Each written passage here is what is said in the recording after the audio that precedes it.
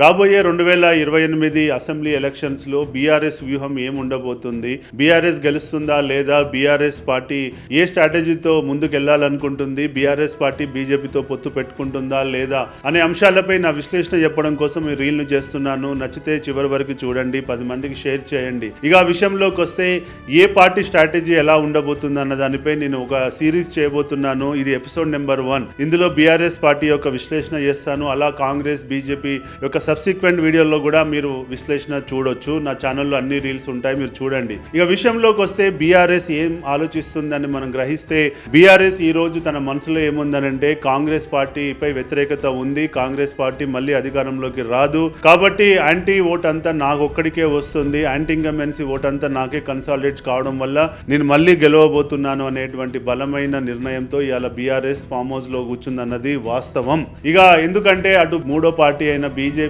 ప్రజా ఉద్యమాలు నిర్మించట్లేదు, ప్రజల్లోకి వెళ్ళట్లేదు, కాబట్టి యాంటీ ఓట్ అంతా నాకే వస్తుందని చెప్పి కేసీఆర్ గారు బలంగా నమ్ముతున్నారు. సో ఇక బీఆర్ఎస్ ముందున్నటువంటి 2 అంశాలు ఏందనంటే, ఒకటి పొత్తు పెట్టుకోవాలా లేదా అనేది ఒకటి మిగిలి ఉంది. పొత్తు పెట్టుకోవాలా లేదా అనే దాంట్లో కేసీఆర్ ఏం ఆలోచిస్తున్నాడంటే, ఒకవేళ బీజేపీ గనక 15% ఓటు గనక ఆగిపోతే మళ్ళీ ఎలక్షన్స్ లో కేసీఆర్ గారు ఒంటరిగా పోరాటం చేసి గెలవడానికి ప్రయత్నం చేస్తాడు అన్నది వాస్తవం. ఇక రెండో ఆప్షన్ వచ్చేసి, ఒకవేళ బీజేపీ గట్టిగా బలం పుంజుకొని గట్టిగా ప్రజల్లోకి వెళ్ళి ఓట్ షేర్ కనుక పెంచుకొని ఒకవేళ బీజేపీ 25% ఓట్ బ్యాంక్ కంటే ఎక్కువగా పెరిగితే అప్పుడు బీఆర్ఎస్ కి గెలిచే అవకాశం ఉండదు.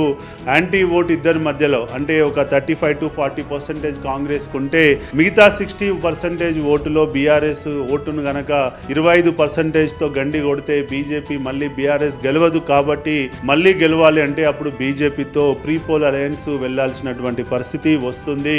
కాబట్టి ఈ ఆప్షన్ కూడా ఒక బ్యాకప్ ఆప్షన్ కింద కేసీఆర్ దగ్గర ఉంది అన్నది మనం గ్రహించాలి.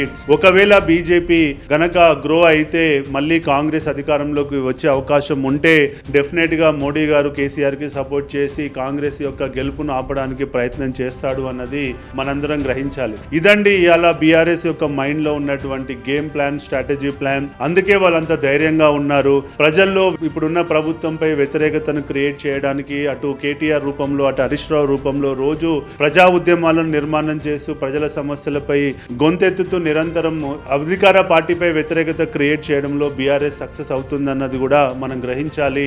కాబట్టి ఈ 2 ఆప్షన్స్ ఉండడం వల్ల కేసీఆర్ చాలా ధైర్యంగా ఉన్నాడు ఫామ్ హౌస్ లో అన్నది మనం గ్రహించాలి. మరి వీళ్ళ వ్యూహం చెల్లుతుందా లేదా, ఎలక్షన్ల ముందు ఏమవుతుందన్నది మనం వెయిట్ చేసి చూద్దాం. జై హింద్.